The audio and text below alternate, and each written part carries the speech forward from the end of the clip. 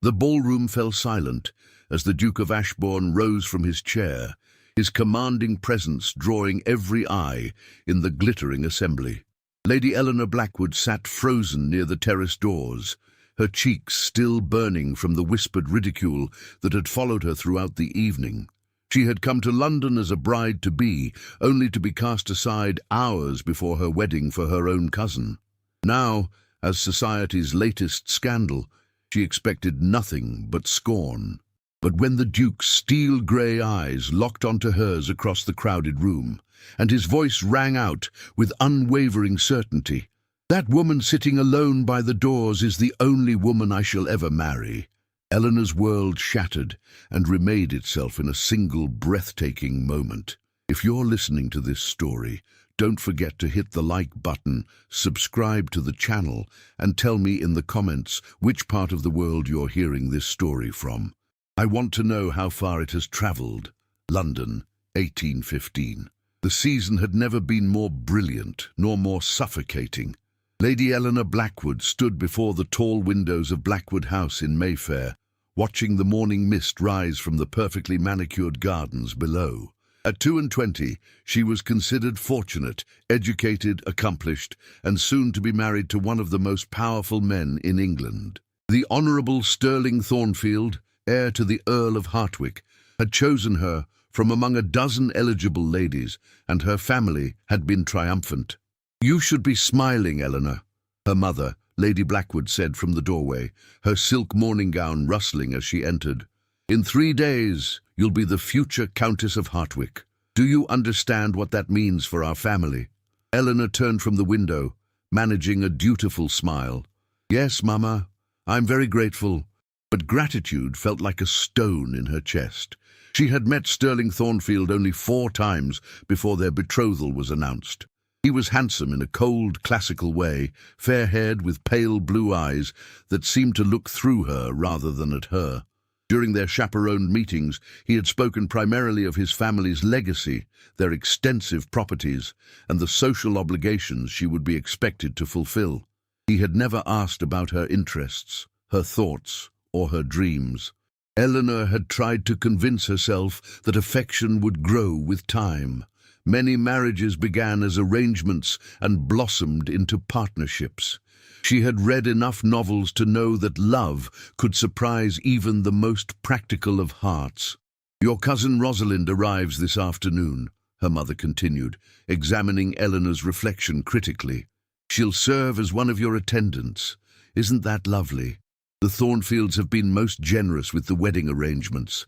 The breakfast alone will accommodate 300 guests. 300 strangers," Eleanor thought, who would watch her pledge her life to a man she barely knew. The days leading to the wedding passed in a blur of fittings, rehearsals, and social calls. Sterling visited daily, always impeccably dressed, always perfectly courteous, and always distant. He brought her gifts: a pearl necklace, a set of Shakespeare's plays bound in Morocco leather, a pair of Italian gloves, but never a word of genuine warmth. When he kissed her hand in greeting, his lips barely grazed her glove, and his eyes held no tenderness. Eleanor's cousin Rosalind proved to be delightful company, at least initially. She was 20, vivacious, with golden ringlets and an enviable figure. She exclaimed over Eleanor's trousseau, admired her wedding gown, and declared that Sterling Thornfield was the most eligible bachelor in England. "You're so fortunate, Eleanor," Rosalind sighed, lounging on the silk sofa in Eleanor's bedroom the evening before the wedding. "A future Earl. Just imagine the balls you'll host, the jewels you'll wear. I confess I'm quite jealous." Eleanor smiled, though something in Rosalind's tone made her uneasy. "You'll make a brilliant match yourself, I'm certain. You're far prettier than I am." "Oh, don't be absurd," Rosalind said, but her eyes flickered with something Eleanor couldn't quite name. "Sterling chose you, didn't he? Though I must say he doesn't seem particularly ardent. Does he ever speak of his feelings?" The question struck too close to Eleanor's private doubts. "He's reserved," she replied carefully. "It's his nature." "Reserved," Rosalind repeated, examining her nails. "How practical." That night, Eleanor couldn't sleep. She stood at her window, looking out at the darkened square, wondering if she was making the greatest mistake of her life. But what choice did she have? Her parents had accepted Sterling's proposal. The invitations had been sent, the contracts had been signed. Tomorrow she would walk down the aisle of St. George's, Hanover Square, and become Mrs. Sterling Thornfield, future Countess of Hartwick. She pressed her hand against the cold glass and whispered a prayer that somehow, against all evidence, she might find happiness in the life that had been chosen for her. The morning of the wedding dawned grey and uncertain. Eleanor was dressed in ivory silk, her dark hair arranged in elaborate curls threaded with orange blossoms. The gown, created by London's most fashionable modiste, transformed her into someone she barely recognized, a bride, a stranger, a woman playing a role in someone else's story. "You look magnificent," her mother said, tears in her eyes. "The Thornfields will be so pleased." The Thornfields, not Sterling, not her future husband, the family, the dynasty, the alliance. As the carriage rolled towards St. George's, Eleanor clutched her bouquet of white roses and tried to steady her breathing. In less than an hour, her fate would be sealed. She would speak vows that would bind her for life to a man who looked at her as if she were a particularly satisfactory business transaction. But she would do her duty. The Blackwoods always did. The church bells were ringing when they arrived, and the street was crowded with carriages. London's elite had gathered to witness the union of two distinguished families. Eleanor descended from the carriage, her heart pounding, and took her father's arm. "Head high, my dear," Lord Blackwood murmured. "This is your triumph." If this was triumph, Eleanor thought, why did it feel so much like surrender? The interior of St. George's Church blazed with candlelight, despite the grey morning. Every pew was filled with the cream of London society, countesses and viscounts, MPs and their wives, dowagers dripping with diamonds, debutantes in pastel silks. The organ swelled with Handel's triumphant strains. As Eleanor processed down the aisle on her father's arm, her eyes fixed on the altar where Sterling Thornfield stood waiting. He looked resplendent in midnight blue superfine and dove-grey brocade, his fair hair gleaming in the candlelight. But as Eleanor approached, she noticed something wrong. Sterling's face was pale, his jaw tight. He wasn't looking at her with anticipation or even polite pleasure. He was looking at her with something close to panic. Eleanor's steps faltered. Her father's grip on her arm tightened, urging her forward. The congregation rustled with whispers, 300 faces turning to watch her slow progression. She felt exposed, vulnerable, like a specimen under glass. When they reached the altar, her father placed her hand in Sterling's. His fingers were cold and rigid, and he wouldn't meet her eyes. The Archbishop of Canterbury stood ready, his ceremonial robes magnificent, his expression benevolent. This was the moment. The vows. The binding. Eleanor waited for Sterling to turn to her, to begin the ceremony. Instead, he stood frozen, his breathing shallow and rapid. The silence stretched. The whispers grew louder. The Archbishop cleared his throat discreetly. "Mr. Thornfield," he prompted softly. Sterling's hand trembled in Eleanor's grasp. Then, with a sudden, violent movement, he dropped her hand and stepped back. "I cannot do this," he said, his voice carrying through the church with devastating clarity. The organ stopped. The whispers died. 300 people held their breath. Eleanor stared at him, unable to process his words. "What? I cannot marry you, Eleanor." Sterling's pale eyes finally met hers, and what she saw there was not regret, but relief. "I'm sorry. I thought I could, but I cannot." The church erupted. Gasps and exclamations echoed off the vaulted ceiling. Eleanor felt the room tilt, felt her carefully constructed world crumbling around her. "Sterling, what are you saying? We're standing at the altar. Everyone is here. I'm in love with someone else," he interrupted, and his voice, though strained, held a note of defiance. "I have been for months. I tried to do my duty, to marry as my family wished, but I cannot pledge my life to one woman while my heart belongs to another." Eleanor's mother let out a strangled cry from the front pew. Her father stood rigid, his face turning an alarming shade of purple. But Eleanor couldn't look away from Sterling's face, searching desperately for some explanation that would make sense of this nightmare. "Who?" she whispered. "Who is she?" Sterling's gaze shifted, and Eleanor followed it to the second row of pews, where her attendants sat. Her breath caught as she saw Rosalind rise slowly to her feet, her golden hair shining, her cheeks flushed, her eyes bright with tears and something else, triumph. "Rosalind!" Eleanor breathed, disbelief and betrayal crashing over her in waves. "My cousin!" Rosalind moved forward, her rose-colored gown a splash of color against the church's stone grandeur. She reached Sterling's side, and he took her hand with the tenderness he had never shown Eleanor. "We didn't mean for this to happen," Rosalind said, her voice soft but carrying. "We met at your betrothal ball, Eleanor, and we fell in love. We tried to resist. We truly did. But love cannot be denied." The church exploded into chaos. Ladies fanned themselves frantically. Gentlemen stood, voices raised in outrage and speculation. The Earl and Countess of Hartwick, Sterling's parents, sat white-faced and motionless in their pew, stunned into silence. The Archbishop looked bewildered, his hands raised as if to restore order, but finding no words for such an unprecedented situation. Eleanor stood at the altar in her ivory silk and orange blossoms, abandoned, humiliated, and utterly alone. Her mind couldn't grasp the enormity of what was happening. Sterling and Rosalind, her betrothed and her cousin. They had fallen in love while she planned her wedding, while she convinced herself that affection would grow, while she prepared to fulfill her duty. "Eleanor, say something!" her mother pleaded, rushing forward. "Make him explain! Make him—" But what could she say? What words existed for this moment? Sterling had made his choice, and it was not her. It had never been her. She had been convenient, suitable, appropriate, everything except wanted. "I'm sorry, Eleanor," Sterling said again, and perhaps he meant it. "You deserve better than a husband who cannot love you. I'm setting you free." Free. The word echoed mockingly through her mind. This wasn't freedom. This was devastation. This was public humiliation on a scale that would follow her for the rest of her life. She would be the jilted bride, the woman rejected at the altar, the object of pity and gossip in every drawing room in London. Eleanor looked at Rosalind, at her cousin's beautiful face and guilty eyes. "You sat with me last night," she said, her voice hollow. "You admired my wedding gown. You told me I was fortunate."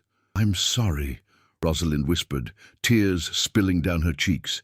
"I never wanted to hurt you, but Eleanor, I love him. Can't you understand? I love him more than anything."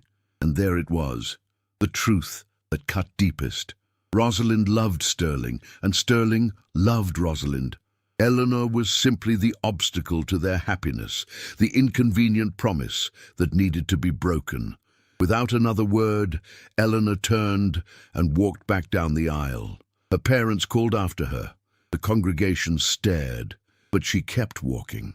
Her vision blurred with tears, her chest constricted with a pain so acute she wondered if she might die from it right there in St. George's Church. She burst through the doors into the grey morning, gasping for air, and nearly collided with a tall figure in a dark coat. "Steady," a deep voice said, and strong hands caught her shoulders, keeping her upright. Eleanor looked up through her tears into a face she didn't recognize, lean and striking, with dark hair and steel-grey eyes that regarded her with concern and something else. Intelligence, compassion, recognition. "I cannot stay here," she managed, her voice breaking. "I cannot breathe." The stranger, a gentleman clearly from his bearing and dress, didn't ask questions. He simply guided her to a waiting carriage, handed her inside, and called to the driver, "Drive, anywhere, just drive." As the carriage pulled away from St. George's, away from the chaos and the whispers and the shattered remains of her future, Eleanor finally let herself break. She buried her face in her hands and sobbed as London's elegant streets blurred past the window, carrying her away from everything she had thought her life would be. The carriage rolled through London's streets for what felt like hours. Eleanor cried, until she had no tears left, until her chest ached and her head throbbed. The stranger who had rescued her sat opposite, silent and respectful, occasionally offering a handkerchief, but never pressing her with questions. When the carriage finally stopped, she looked up to find they had arrived at a gracious townhouse in Bloomsbury. "Where are we?" she asked, her voice hoarse. "My aunt's residence," the gentleman replied. "Lady Agatha Darlington. She'll provide sanctuary, no questions asked. I promise you'll be safe here." Eleanor should have been alarmed. She knew neither this man nor his aunt, but she was beyond caring about propriety. Anything was better than returning to Mayfair and facing her family's devastation, society's mockery, and her own crushing humiliation. The gentleman helped her from the carriage and led her up the steps. The door opened before they knocked, revealing a tall, silver-haired woman in her 60s with keen blue eyes and an air of formidable intelligence. "Adrian, what on earth—" He stopped, taking in Eleanor's tear-stained face and wedding finery. "Good Lord, get her inside immediately." Within moments, Eleanor found herself in a comfortable sitting room, wrapped in a soft shawl, with a cup of tea pressed into her trembling hands. Lady Agatha settled beside her, while Adrian Darlington, she learned, the Duke of Ashbourne, stood by the fireplace, his expression troubled. "Now then," Lady Agatha said briskly, "would you like to tell us what happened, or would you prefer to rest first?" Eleanor stared into her teacup, watching the steam rise. "I was jilted," she said simply. "At the altar, in front of 300 people. My betrothed announced he was in love with my cousin, and they left together." Lady Agatha's sharp intake of breath was the only sound in the room. Adrian's jaw tightened, and his hands clenched at his sides. "Sterling Thornfield," Lady Agatha said slowly. "I should have known. That family breeds arrogance and entitlement. And your cousin, Rosalind Blackwood?" Eleanor nodded miserably. "She was my attendant. She stayed with us this week. She knew everything, and she said nothing. They met at my betrothal ball and fell in love while I planned my wedding." "Then Sterling Thornfield is a coward and a cad," Adrian said, his voice hard. "And your cousin is beneath contempt. To do this to you publicly with such callousness." "They're in love," Eleanor interrupted, surprised to find herself defending them. "Sterling said he couldn't pledge his life to me when his heart belonged to another. Perhaps that was kinder than marrying me under false pretenses," Lady Agatha snorted. "Kinder? Child, there is nothing kind about humiliating you before all of London. He could have broken the engagement privately weeks ago. Instead, he waited until you were standing at the altar, dressed as a bride, with society as his witness. That's not kindness. That's cowardice, masquerading as honesty." The words struck Eleanor with unexpected force. She had been so focused on her own shame, her own devastation, that she hadn't considered the cruelty of Sterling's timing. He had known for weeks, perhaps months, that he loved Rosalind. He could have spared Eleanor this public spectacle. He had chosen not to. "Why?" she whispered. "Why would he do it this way?" "Because," Lady Agatha said grimly, "he wanted society to see him as romantic and passionate, a man who chose love over duty. He wanted to be the hero of his own story. Your humiliation was simply the price he was willing to pay for his narrative." Eleanor felt something shift inside her. The crushing shame began to transmute into anger, hot, cleansing, and clarifying. Sterling had used her. He had turned her into a prop in his grand romantic gesture, a sacrifice on the altar of his love for Rosalind. "Stay here," Lady Agatha said, patting Eleanor's hand. "Stay as long as you need. London will be unbearable for you right now, but it will forget eventually. Society's memory is mercifully short." Eleanor looked up at Adrian, who had been quietly watching her. "Why did you help me?" He met her gaze steadily. "Because you looked like you couldn't breathe. Because no one else was helping you. Because it was the right thing to do." His honesty was disarming. Eleanor had spent weeks with Sterling and never once heard such straightforward sincerity. "Thank you, Your Grace." "Adrian," he corrected gently, "and you're welcome. I'm sorry I don't even know your name." Eleanor, Eleanor Blackwood. Something flickered in Lady Agatha's eyes at the name, but she said nothing. Instead, she rang for the housekeeper and arranged for Eleanor to be shown to a guest room, provided with fresh clothing and left to rest. The following days blurred together. Eleanor remained at Lady Agatha's Bloomsbury townhouse, unable to face her family or society. Her parents sent increasingly frantic letters, begging her to return home. But Lady Agatha intercepted them all and gave Eleanor the choice of reading or burning them unread. Eleanor chose to read one, which detailed her mother's devastation, her father's rage, and society's gleeful speculation. She burned the rest. Sterling and Rosalind had left London immediately after the failed wedding, fleeing to the Thornfield estate in Derbyshire. The scandal was enormous. Some members of the Ton condemned Sterling's behaviour. Others praised his romantic courage. Rosalind was variously described as a temptress, a villain, and a passionate heroine. Eleanor was universally pitied, which somehow felt worse than being blamed. But Lady Agatha refused to let Eleanor wallow. Each morning she insisted Eleanor join her for breakfast. Each afternoon they walked in nearby Russell Square, ignoring the curious stares. Each evening they dined together, and Lady Agatha regaled Eleanor with stories of her own unconventional life, her refusal to remarry after her husband's death, her friendships with intellectuals and reformers, her extensive travels through Europe. "The tragedy," Lady Agatha said one evening, "would not be if you never marry. The tragedy would be if you allow Sterling Thornfield to diminish you. You are intelligent, accomplished, and strong. Don't let one weak man's poor choices define your life." Eleanor absorbed these words, like rain on parched soil. Slowly, imperceptibly, she began to feel less like a victim and more like a survivor. The humiliation didn't vanish, but it began to settle into something she could carry rather than something that crushed her. Adrian visited daily, always proper, always kind. He brought books from his extensive library, knowing Eleanor loved to read. He discussed politics, philosophy, and art with an intellectual rigor that challenged and stimulated her. Unlike Sterling, who had treated her like a decorative ornament, Adrian engaged with her mind. He asked her opinions and listened to her answers. He debated with her, disagreed with her, and respected her intelligence.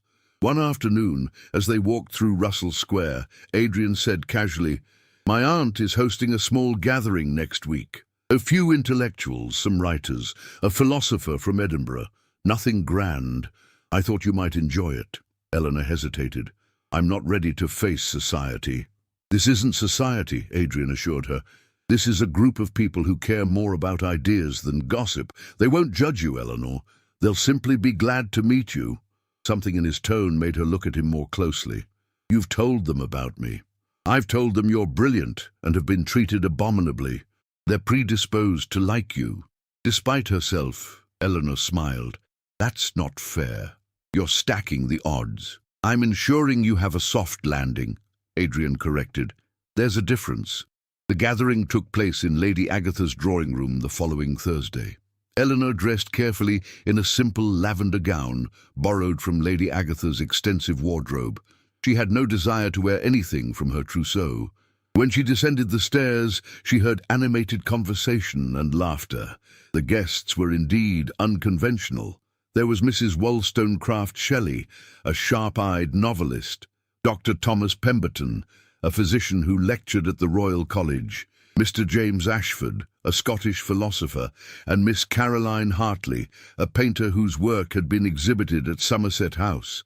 They welcomed Eleanor warmly, with no hint of pity or curiosity about her scandal. The conversation ranged from education reform to the Gothic novel to recent advances in medicine. Eleanor, who had been raised to be ornamental rather than intellectual, found herself drawn in despite her reservations. When Dr. Pemberton mentioned his work with charitable hospitals, she couldn't help asking questions. When Miss Hartley discussed the challenges women artists faced, Eleanor found herself sharing her own experiences of being discouraged from pursuing serious study. "You should attend Dr. Pemberton's lecture next week," Adrian suggested, joining their conversation. He's speaking on public health and sanitation. It's fascinating work. A lecture, Eleanor said doubtfully. I'm not sure I'd be welcome.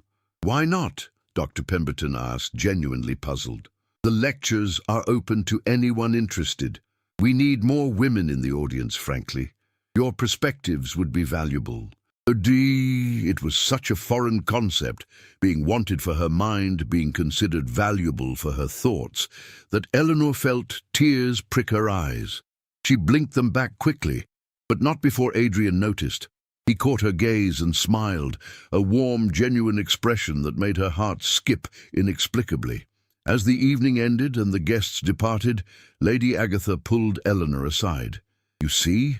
There's a whole world beyond ballrooms and drawing rooms. A world where you can be yourself, use your intelligence, pursue your interests. Sterling Thornfield never deserved you, Eleanor, but more importantly, that life he offered, that narrow, suffocating, decorative life, never deserved you either. That night, lying in the comfortable bed in Lady Agatha's guest room, Eleanor felt something she hadn't experienced in weeks. Hope. Not for marriage or social triumph, but for something more profound. A life of purpose, intellectual engagement, and genuine connection. And at the center of that emerging vision was Adrian Darlington, whose kindness, intelligence, and respect had shown her what true partnership might look like. It was terrifying and exhilarating in equal measure. 6 weeks after the disaster at St.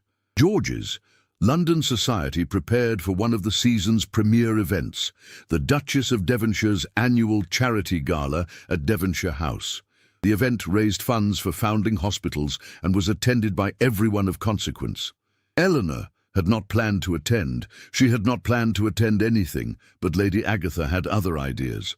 You've hidden long enough, she announced over breakfast one morning. The Duchess has personally invited you, and we are accepting. Eleanor's teacup clattered against its saucer. Agatha, I cannot. Everyone will stare. Everyone will whisper. Let them, Lady Agatha said briskly. Let them see you've survived. Let them see you're not destroyed. Because you're not, are you? Eleanor considered this. The girl who had stood weeping at the altar 6 weeks ago felt like a stranger. In the interim, she had attended 3 of Dr. Pemberton's lectures on public health. She had accompanied Miss Hartley to her studio and watched her paint. She had read extensively from Adrian's library, philosophy, political economy, poetry. She had engaged in debates about education reform, the slave trade, and parliamentary representation. She had discovered that her mind was sharper and more capable than she'd ever been allowed to demonstrate. And she had spent countless hours with Adrian, walking, talking, laughing. He had never pressed her for more than friendship, but Eleanor had felt the shift between them, the way his eyes lingered on her face when he thought she wasn't looking, the way his hand would brush hers as they walked, the way he listened to her with an intensity that made her feel truly seen for the first time in her life. No, she said finally, I'm not destroyed. Then prove it. Come to the gala. Hold your head high. Show society and Sterling Thornfield that they have no power over you. The mention of Sterling gave Eleanor pause. He'll be there? Of course. He and Rosalind married 3 weeks ago. They've returned to London, and the Duchess has invited them to demonstrate her forgiveness. Charitable of her, considering the circumstances. Eleanor felt the old pain flare, but it was duller now, more distant. Sterling had married Rosalind. They had gotten their happy ending. And somehow, improbably, Eleanor found she didn't hate them for it. She had moved beyond them. I'll go, she said, but I'll need a new gown, something that makes a statement. Lady Agatha's smile was predatory. My dear girl, I was hoping you'd say that. The night of the gala, Eleanor stood before the mirror in Lady Agatha's dressing room and barely recognized herself. The gown was emerald silk cut in the latest fashion, with a low neckline and elegant lines that emphasized her figure. Her dark hair was dressed in a sophisticated style, threaded with emerald ribbons. Lady Agatha's emerald necklace, a Darlington family heirloom, adorned her throat. You look magnificent, Lady Agatha pronounced. You look powerful. Now remember, you have nothing to apologize for. You did nothing wrong. Keep your head high, speak with confidence, and let them remember that you are a Blackwood from one of England's finest families." Adrian called for them in his carriage. When he saw Eleanor descend the stairs, his expression transformed. Admiration, desire, and something deeper that made Eleanor's breath catch. "You're beautiful," he said quietly, offering his arm. "But then, you always are. Tonight, you're also formidable." Devonshire House blazed with light, music spilling from its open doors. As their carriage joined the queue, Eleanor felt her courage waver. "What if I cannot do this?" Adrian covered her hand with his. "Then we'll leave immediately." "But Eleanor, I've watched you debate philosophers, question physicians, and challenge assumptions with grace and intelligence. You can face a ballroom." His confidence steadied her. When they entered the grand hall, the effect was immediate and dramatic. Conversation faltered, heads turned, the whispers rose like a wave. But Eleanor kept her spine straight and her expression serene, her hand resting lightly on Adrian's arm. The Duchess of Devonshire swept forward, resplendent in diamonds and purple silk. "Lady Eleanor, how wonderful to see you, and looking so well. Adrian, you must bring her to visit. We have much to discuss about the new Foundling Hospital. I understand you've been attending Dr. Pemberton's lectures." The Duchess's warm reception set the tone. Other ladies approached, their curiosity tempered by good manners. Eleanor found herself in conversations about the lectures, about Miss Hartley's paintings, about Lady Agatha's fascinating travels. She was no longer the jilted bride. She was becoming someone new, someone interesting in her own right. And then, inevitably, she saw them. Sterling and Rosalind standing near the refreshment tables.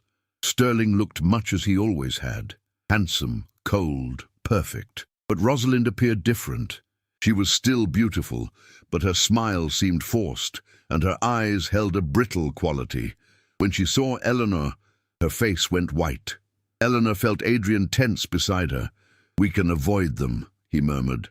"No," Eleanor said, surprising herself. "I want to speak with them." She approached Sterling and Rosalind with Adrian at her side. The crowd around them fell silent, sensing drama. Sterling straightened, his expression guarded. Rosalind looked as if she might faint. Sterling. "Rosalind," Eleanor said evenly, "congratulations on your marriage." Sterling's eyebrows rose. "Eleanor, you're well?" "Very well, thank you. I trust you're both happy." Rosalind found her voice. "Eleanor, we never meant—" "I know," Eleanor interrupted gently. "You fell in love. These things happen. I hope you'll be very happy together." The sincerity in her voice seemed to surprise them both. Sterling studied her face, perhaps looking for bitterness or pain. But Eleanor had moved beyond that. She had discovered a larger world, richer possibilities, and the promise of something far better than the sterile marriage she had almost entered. "You seem different," Sterling said slowly. "I am different," Eleanor agreed. "I'm grateful to you, actually. You freed me to become someone I never could have been as your wife." The truth of this statement hung in the air. Sterling's face tightened with something that might have been regret. Rosalind looked away, tears in her eyes. "Lady Eleanor has been making quite a name for herself in intellectual circles," Adrian said, his voice cool and clipped. "Dr. Pemberton speaks highly of her insights on public health reform. Miss Hartley has been teaching her to paint. She's become indispensable to my aunt's salon." Sterling's gaze shifted to Adrian, and recognition dawned. "Ashbourne, I didn't realize you and Eleanor were acquainted." We've become very close," Adrian said, and the possessive note in his voice was unmistakable. "Eleanor has been staying with my aunt these past weeks. She's been a revelation." The implication was clear, and Eleanor felt a flutter of something between alarm and excitement. Adrian was claiming her publicly in front of the man who had rejected her. He was rewriting the narrative, transforming her from abandoned bride to coveted woman. Sterling's jaw tightened. For the first time, Eleanor saw something in his eyes that looked like jealousy. "I see. Well, I'm pleased you found support." She She's found far more than support, Adrian said, his steel-grey eyes hard. She's found people who recognize her true worth, something you, apparently, failed to do. Adrian, Eleanor murmured, touched but embarrassed by his vehemence. No, he should hear this, Adrian continued. What you did to Eleanor was unconscionable. You humiliated her publicly to serve your own romantic narrative. You treated her like a prop rather than a person.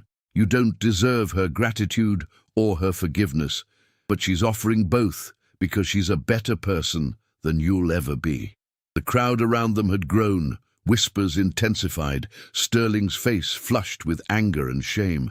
Rosalind gripped his arm, looking distressed. I did what I thought was right, Sterling said defensively. I couldn't marry Eleanor while loving someone else. Then you should have broken the engagement privately, weeks earlier, Adrian snapped. You should have spared her the public spectacle. But you wanted to be the hero of your own romantic tale, and you sacrificed her dignity to achieve it. That's not love, that's selfishness. Sterling opened his mouth to respond, but no words came. Because Adrian was right, and everyone in earshot knew it. The romantic narrative Sterling had crafted, passionate lover choosing true love over duty, crumbled under scrutiny. In its place stood the reality. A weak man who had taken the coward's way out and hurt an innocent woman in the process. The tension was broken by a commotion near the entrance. The orchestra paused mid-phrase. Voices rose in surprise and excitement. The crowd shifted, and Eleanor turned to see what was happening. Goodness, Lady Agatha breathed, appearing at Eleanor's elbow. This is unexpected. The Prince Regent himself had arrived, accompanied by his entourage. The Duchess hurried forward to greet him, and the room erupted into bows and curtsies. The Prince was known for making impromptu appearances at fashionable events, and his presence transformed the gala into the event of the season. As protocol demanded, the guests formed lines for presentation. Eleanor found herself swept along, Adrian still at her side, until they stood before the prince. He was a large man, lavishly dressed with intelligent eyes that missed nothing. "Your Royal Highness, may I present the Duke of Ashbourne," the Duchess said, "and Lady Eleanor Blackwood." The prince's gaze sharpened at Eleanor's name. Ah, yes, the lady who had such an unfortunate experience at St. George's. Before Eleanor could respond, he continued, "I'm pleased to see you recovered and in good company, Lady Eleanor. Ashbourne, you have excellent taste." Adrian bowed. "Indeed, Your Royal Highness. Lady Eleanor is exceptional." "Quite so," the prince agreed. "Resilience is a rare and valuable quality. London would do well to remember that." The implicit rebuke to those who had gossiped was clear. As they moved away from the prince, Eleanor felt the shift in the room's atmosphere. The royal endorsement, combined with Adrian's public defense and her own composed dignity, had transformed the narrative. She was no longer the pitied, jilted bride. She was Lady Eleanor Blackwood, a woman of resilience and grace, favoured by the Duke of Ashbourne and acknowledged by the Prince Regent himself. When the dancing began, Adrian led her to the floor.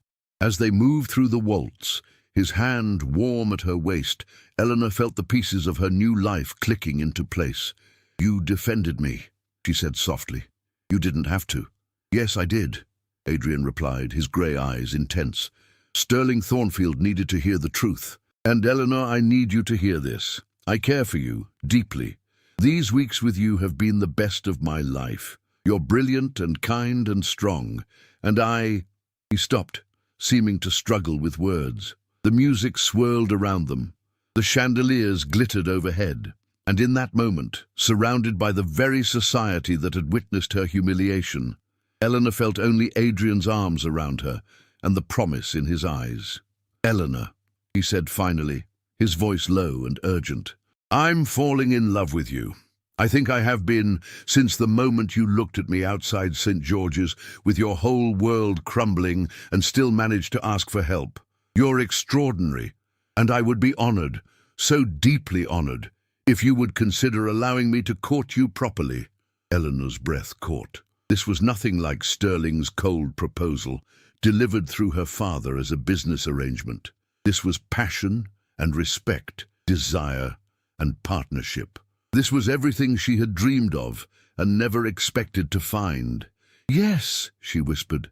"Adrian, yes." His smile transformed his face, and Eleanor felt her heart skip and soar. As they danced, she caught sight of Sterling and Rosalind watching from the edge of the ballroom. Sterling's face was a study in confusion and regret. Rosalind looked away, uncomfortable. Eleanor felt no triumph, only a profound sense of gratitude. Sterling had set her free, however clumsily. He had released her from a future that would have suffocated her slowly. And in doing so, he had inadvertently led her to Adrian, to intellectual engagement, to a life of purpose and genuine love.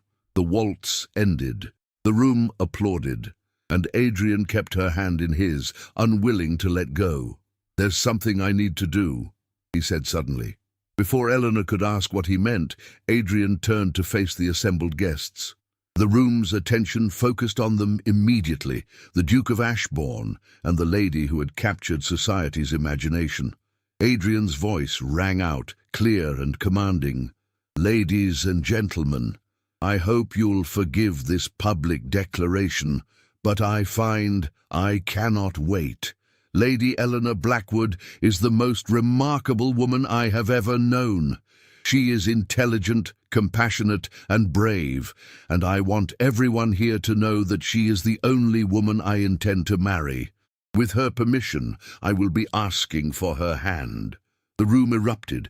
Gasps, exclamations, applause. Eleanor stood frozen, her cheeks burning, her heart racing. Adrian had just publicly claimed her, reversing the humiliation of 6 weeks ago with a declaration that would be talked about for years. He looked down at her, a hint of uncertainty in his eyes. "Too much?" Eleanor laughed, tears spilling down her cheeks. "Completely inappropriate and absolutely perfect." He pulled her close, propriety be damned, and kissed her forehead as the ballroom erupted in scandalized delight and approval. Lady Agatha's triumphant laughter carried over the noise. The Duchess beamed, and Sterling Thornfield, standing on the periphery, finally understood what he had lost. The morning after the Duchess's gala, Eleanor woke to find London ablaze with news of Adrian's dramatic declaration. Lady Agatha's breakfast table was piled high with invitations, calling cards and letters, some congratulatory, some curious, all eager to be associated with the season's most romantic story. "You've become the heroine of your own tale," Lady Agatha said with satisfaction, pouring tea. "Sterling and Rosalind's elopement has been completely overshadowed. Now they're simply the people who were foolish enough to reject you." Eleanor felt a strange mix of vindication and discomfort. "I don't want to be defined by Sterling's choices, whether he's rejecting me or regretting me." "Then don't be," Adrian said, entering the breakfast room with an armful of newspapers. "Be defined by your own choices. And speaking of which," he set the papers aside and knelt beside her chair, taking her hand. "I believe I owe you a proper proposal, one not shouted across a ballroom. Adrian, you don't need to—" "Yes, I do." His grey eyes were serious, tender. "Eleanor Blackwood, these past weeks have shown me what true partnership looks like.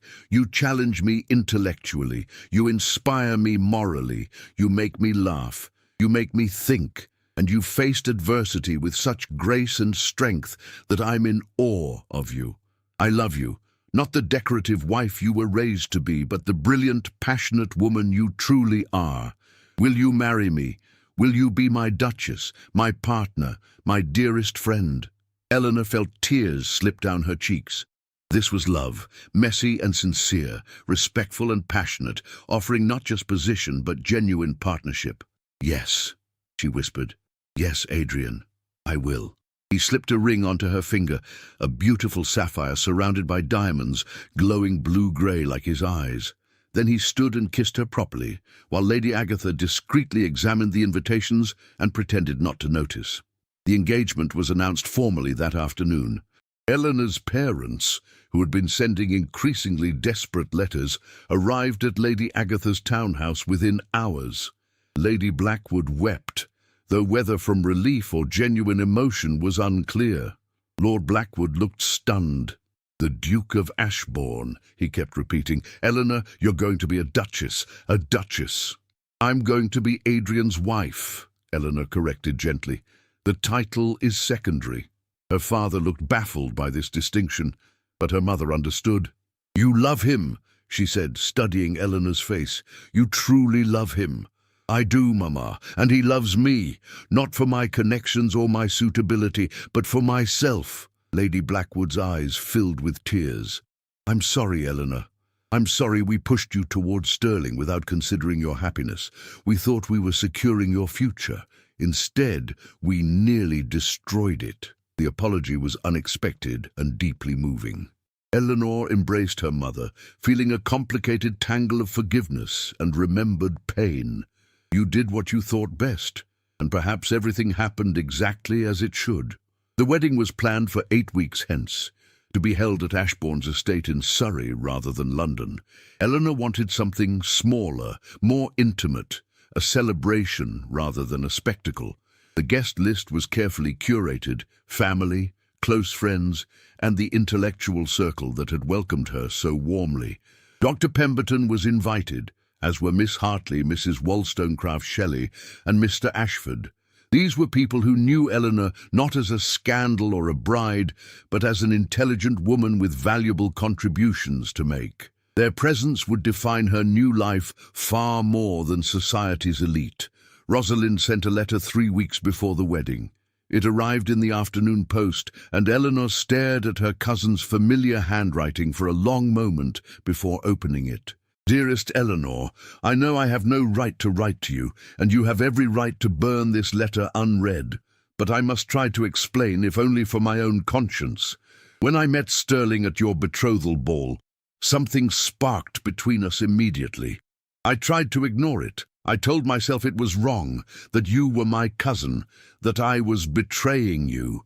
But the feeling only grew stronger. Sterling felt the same. We tried to stay away from each other, but we kept finding reasons to meet, to talk. By the time I came to stay with you before the wedding, we were desperately in love. I knew we should tell you. I knew we should stop the wedding before it reached the church. But Sterling kept saying he couldn't humiliate his family by breaking the engagement. He thought if he waited until the ceremony, if he made it dramatic and romantic, society would forgive him. He was wrong. Eleanor, I'm sorry. I'm so deeply sorry for the pain we caused you. I told myself that love justified everything, but it didn't. We hurt you terribly, and no amount of romantic feeling excuses that. I'm writing because I want you to know that Sterling and I are not happy. We thought love would be enough, but it isn't. He feels guilty about what he did to you. I feel ashamed, and society, rather than forgiving us, has made us pariahs. We're tolerated but not welcomed. Our marriage is haunted by the way it began. Meanwhile, you've flourished. Everyone speaks of your intelligence, your grace, your remarkable relationship with the Duke. You've become everything you should have been all along. I'm happy for you, Eleanor, truly. And I'm sorry I had to hurt you for you to discover your true self. If you can ever forgive me, I would be grateful. If not, I understand. Your cousin, Rosalind Eleanor, read the letter twice, then set it aside. She felt a strange mix of emotions: pity, sadness, a distant echo of the old anger. Rosalind and Sterling had gotten what they wanted, only to discover it wasn't enough. Their grand, romantic gesture had isolated them rather than elevated them. "What will you do?" Adrian asked that evening, when Eleanor showed him the letter. "Forgive her," Eleanor said simply. "Not because she deserves it, but because holding on to anger only hurts me. Rosalind and Sterling will have to live with their choices. I won't carry that burden for them." Adrian drew her into his arms. "You're extraordinary, do you know that?" "You keep telling me," Eleanor said, smiling against his chest. "I'm starting to believe it." They invited Rosalind and Sterling to the wedding. It was a gesture of forgiveness and closure. Sterling declined with a brief, formal note. Rosalind accepted, though she wrote that she would understand if Eleanor changed her mind. The weeks before the wedding passed in a blur of preparations and deepening love. Adrian took Eleanor to Ashbourne Hall, his ancestral estate, and she fell in love with the sprawling manor house, the ancient gardens, and the village where Adrian was clearly beloved by his tenants. She met his steward, discussed improvements to the estate's school, and began to envision her life as Duchess, not as a decorative figure, but as an active partner in managing a great estate and serving its people. Dr. Pemberton invited Eleanor to co-author a paper on public health reforms for women and children. Miss Hartley painted Eleanor's portrait, not in stiff, formal pose, but reading in Lady Agatha's library, surrounded by books. Mrs. Wollstonecraft Shelley dedicated her new novel to Lady Eleanor Darlington to be, a woman of courage and intellect. Eleanor's life had become rich, textured and purposeful in ways she had never imagined during her engagement to Sterling. She had agency, voice and respect. And she had love, deep, abiding, passionate love, with a man who saw and valued all of her. The night before the wedding, Eleanor stood in her room at Ashbourne Hall, looking out at the moonlit gardens. Tomorrow she would become the Duchess of Ashbourne. Tomorrow she would pledge her life to Adrian, and unlike her first wedding day, she felt no fear, no doubt, only anticipation and joy. A soft knock announced Lady Agatha's arrival. "Having second thoughts?" "Not even for a moment," Eleanor said, smiling. "Good, because Adrian is downstairs pacing like a caged tiger, convinced something will go wrong to stop the wedding." Lady Agatha crossed to Eleanor and took her hands. "I'm proud of you, child. You took devastation and transformed it into triumph, not because you're marrying a duke, but because you discovered who you truly are. That's the real victory. Thank you, Agatha, for everything, for taking me in, for showing me a different kind of life, for helping me become myself. Oh, my dear, you did that yourself. I simply provided the space." Lady Agatha kissed her forehead. "Now get some rest. Tomorrow you begin the adventure of your life." Ashbourne Hall's private chapel was filled with golden September light when Eleanor became the Duchess of Ashbourne. Unlike her first wedding, grand, cold, and ending in catastrophe, this ceremony was intimate and joyful. 50 guests filled the ancient pews, family, true friends, and the intellectual circle who had embraced her. Lady Agatha stood beside Eleanor as matron of honour. Dr. Pemberton served as Adrian's groomsman, a departure from tradition that perfectly captured the couple's unconventional approach. Rosalind attended, sitting quietly in the back, her face pale but composed. When Eleanor walked down the aisle on her father's arm, she met her cousin's eyes and nodded. Rosalind's answering smile was tremulous but grateful. Adrian stood at the altar in dark blue superfine, his grey eyes luminous as he watched Eleanor approach. When she reached him, he took her hands and whispered, "You're breathtaking. You're prejudiced," Eleanor whispered back. "Absolutely," he agreed, grinning. The ceremony was beautiful and meaningful. They had written their own vows, promising partnership, intellectual companionship, mutual respect, and passionate love. When Adrian slipped the wedding band onto Eleanor's finger, joining her sapphire engagement ring, she felt the rightness of this moment settle into her bones. This was her choice. This was her future. This was love. The wedding breakfast was held in Ashbourne Hall's grand ballroom, but it felt more like an academic salon than a society event. Conversations ranged from poetry to politics, from art to education reform. Dr. Pemberton announced that Eleanor's paper on public health had been accepted for publication in a prestigious medical journal. Miss Hartley revealed that Eleanor's portrait would be exhibited at the Royal Academy. Eleanor blushed with pleasure and pride. She was being recognized for her mind, her contributions, her work. As the afternoon waned, Adrian drew Eleanor onto the terrace overlooking the gardens. "Happy?" he asked, wrapping his arms around her from behind. "Happier than I ever imagined possible," Eleanor said honestly. 6 months ago, I was standing at a different altar, about to marry a man who didn't love me, to enter a life that would have suffocated me slowly. Now I'm here with you, with a life full of purpose and possibility. It feels like a dream. It's real, Adrian murmured against her hair. And it's only the beginning. I have plans for us, Duchess. We're going to establish that school in the village, a proper one, teaching both boys and girls. We're going to support Dr. Pemberton's charity hospitals. We're going to host intellectual salons that rival Aunt Agatha's. We're going to travel, learn, grow together. We're going to build something remarkable. Eleanor turned in his arms, her eyes shining. We already have. We've built this. Us. Everything else is just details. He kissed her then, deep and passionate and full of promise. The future stretched before them, bright and boundless.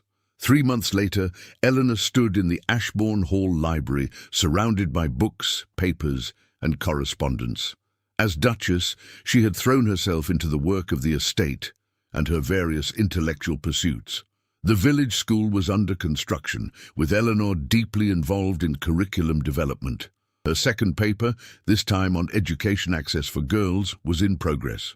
She corresponded regularly with reformers, intellectuals, and activists throughout England and beyond.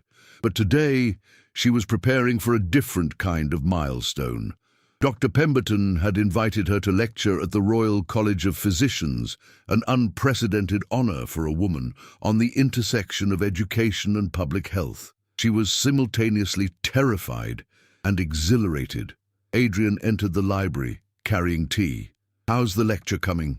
"I'm not sure I can do this," Eleanor admitted. "Speaking before the Royal College? They'll expect an expert, and I'm just what?" Adrian challenged, setting down the tea and pulling her into his arms. "Just a duchess who has revolutionized thinking about child health in her county? Just a woman whose published research has influenced policy? Just my brilliant wife, who constantly amazes me with her insight and courage?" Eleanor laughed, the tension easing. "When you put it that way, it's the truth. You've earned this, Eleanor. You belong in that lecture hall, and I'll be sitting in the front row, insufferably proud." The lecture, when it took place the following week, was a triumph. Eleanor spoke with clarity and passion about the links between education, poverty, and public health. She presented data from Ashbourne's villages, showing how improved schooling and sanitation had reduced child mortality. She argued forcefully for expanding education access to all children, regardless of gender or class, as a public health imperative. The physicians listened with rapt attention. When she finished, the applause was thunderous. Several prominent doctors approached her afterward, eager to discuss her research and collaborate on future projects. Eleanor felt a surge of accomplishment, not because she was the Duchess of Ashbourne, but because she had contributed something valuable, because her mind and her work mattered. That evening, as they returned to Ashbourne Hall, Adrian said, "I heard from Sterling Thornfield today." Eleanor looked at him in surprise. "Sterling? What did he want?" "He's asked if he might visit. He wants to apologize properly to both of us. I told him I'd discuss it with you first." Eleanor considered this. She had forgiven Sterling and Rosalind months ago, but she had also moved so far beyond them that they felt like characters from someone else's story. "What do you think?" "I think," Adrian said slowly, "that if it would give you closure, we should receive him. But if it would cause you pain, I'll refuse immediately." "No pain," Eleanor said honestly. "Just curiosity, I suppose. And perhaps it would be good for Sterling to see how well we've done. Not out of spite, but so he can stop feeling guilty and move forward with his own life." Sterling and Rosalind arrived on a grey December afternoon. They looked older, Eleanor thought, and unhappy in subtle ways. Tensions in how they stood together, distance in how they spoke. The visit was cordial but strained. Sterling offered a formal apology that sounded rehearsed. Rosalind wept and begged forgiveness. Eleanor granted it freely without bitterness. Over tea in the drawing room, the differences between the couples became painfully apparent. Adrian and Eleanor moved in synchrony, finishing each other's thoughts, sharing private smiles. Sterling and Rosalind sat stiffly, their discomfort palpable. "You seem very happy," Rosalind said quietly, watching how Adrian's hand rested casually on Eleanor's shoulder. "We are," Eleanor confirmed. "We're partners in every sense. Adrian challenges me intellectually, supports my work, and respects my ambitions. I couldn't ask for more." Sterling flinched, perhaps hearing the implicit contrast to what he had offered. A decorative role, a stifling life, no respect for Eleanor's mind or potential. "I made a mistake," he said abruptly, "not in breaking our engagement. I think we both know that marriage would have been a disaster, but in how I did it, in waiting until the altar, in humiliating you publicly. I was a coward, and I'm sorry." "I know," Eleanor said gently, "and I forgive you, Sterling, truly, because if you hadn't broken our engagement that way, I might never have ended up here. I might never have discovered what I was capable of. I might never have found Adrian. So in a strange way, I'm grateful." Sterling looked stunned, then thoughtful. "You're a remarkable woman, Eleanor. I wish I had seen it when I had the chance." "You saw what you were raised to see," Eleanor said. "A suitable wife, a good alliance, a decorative companion. Neither of us knew there was another possibility, but now we do. And I hope you can build that with Rosalind." The visit ended shortly after. As Sterling and Rosalind's carriage pulled away, Adrian wrapped his arms around Eleanor from behind. "That was generous of you." "It was true. I meant every word. I know you did. It's one of the things I love about you, your capacity for forgiveness and growth. You could have been bitter, but you chose to be grateful instead."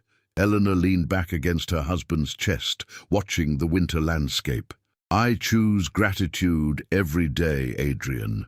Gratitude for you, for this life, for the freedom to be myself. Sterling set me free, but you showed me what freedom could mean. You gave me space to grow, to think, to contribute. You gave me partnership and love. How could I be anything but grateful?" As winter gave way to spring, Eleanor's life continued to expand and deepen. She published her third paper, this time on women's education as a societal good. She became actively involved in the charity hospital Dr. Pemberton had founded, serving on its governing board. She continued painting with Miss Hartley, discovering a talent for landscapes. She and Adrian travelled to Edinburgh, Paris, and Rome, meeting intellectuals and reformers, gathering ideas that they brought back to implement at Ashbourne. And through it all, their love deepened. They debated philosophy over breakfast, made love with passionate intensity, walked the grounds discussing estate management and political theory. They were partners in the truest sense. Two minds, two hearts, building a life together. One afternoon in June, exactly 1 year after the disaster at St.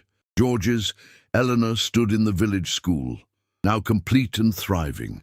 She watched children of all backgrounds studying together, boys and girls learning side by side, and felt a profound sense of accomplishment. This was her legacy, her contribution, her purpose. Adrian appeared beside her, slipping his hand into hers. "Happy anniversary, Duchess." Eleanor smiled. "Of what?" "Our wedding was in September. Anniversary of the day you became free. The day Sterling Thornfield gave you the greatest gift he could, releasing you from a life that would have diminished you." Eleanor turned to face her husband, this remarkable man who saw her so clearly. "You know what I've realized? That moment at the altar, the humiliation, the devastation, it wasn't the end of my story. It was the beginning. It was the moment I stopped being what others expected and started becoming who I truly am."